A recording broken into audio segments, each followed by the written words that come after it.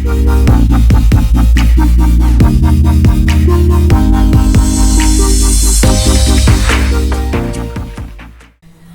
viewers, this is Nilavana and you are welcome to another important episode of Boost Your Knowledge of English Grammar and Score 100% in any exam series. আজকের title তোমরা দেখেছো। আজকে English গ্রামারের ভীষণ vital একটা chapter নিয়ে আলোচনা শুরু করতে চলেছি। চ্যাপ্টারটার নাম হচ্ছে টেন্স।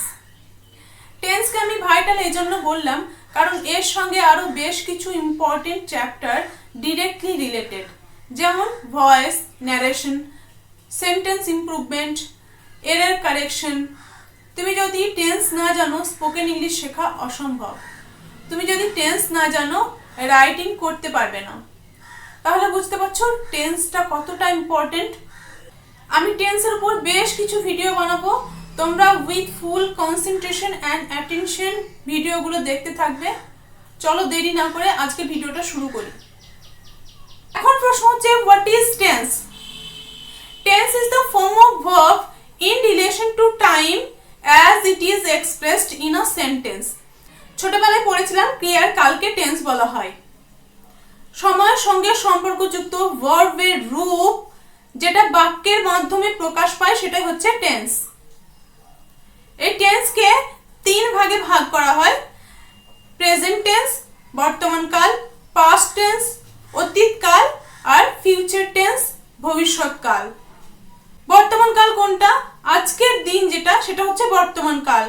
গতকাল যেটা হয়েছিল সেটা হচ্ছে পাস্ট টেন্স অতীতকাল, আর আগামী কাল যেটা হবে সেটা হচ্ছে ফিউচার টেন্স।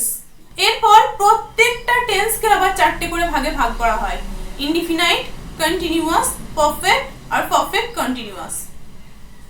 মানে যখন প্রেজেন্ট টেন্সকে ভাগ করব তখন present indefinite, present continuous, present perfect, present perfect continuous. সেরকম পাস্ট টেন্সকে ভাগ করলে past indefinite, past continuous, past perfect, past perfect continuous. Future টেন্সকে ভাগ করলে future indefinite, future continuous, future perfect, future perfect continuous.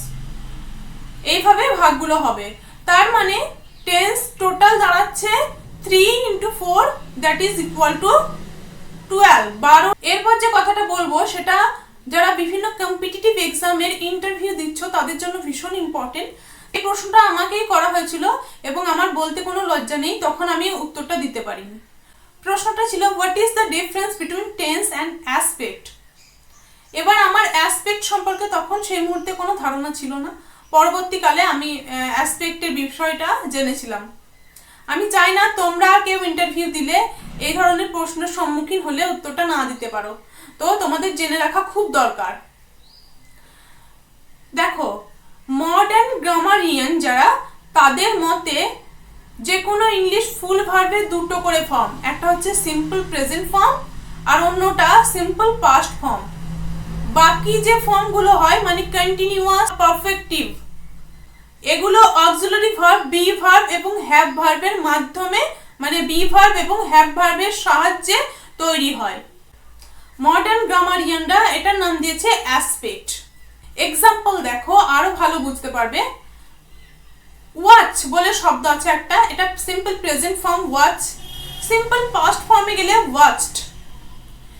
এবার যদি আমি এটাকে প্রোগ্রেসিভ বা কন্টিনিউয়াস ফর্মে নিয়ে যাই তাহলে am, is, are বা was, were বি ভার্বের সাহায্য নিচ্ছি, দিয়ে ওয়াচিং করে দিচ্ছি। আবার যদি পারফেক্টিভ বা পারফেক্ট টেন্সে নিয়ে যাচ্ছি তখন হ্যাভ, হ্যাজ বা হ্যাড ব্যবহার করছি, মানে বেসিক্যালি হ্যাভ ভার্ব ব্যবহার করছি, দিয়ে পারফেক্ট টেন্স করছি। এই জিনিসটাকে মডার্ন গ্রামারিয়ানরা অ্যাসপেক্ট নাম দিয়েছেন। এই ভিডিওটা এই পর্যন্তই। পরের ভিডিওয় আমরা প্রেজেন্ট ইনডিফিনাইট টেন্সটা আলোচনা করব। তোমরা ভিডিওগুলো দেখতে থাকো। টাটা।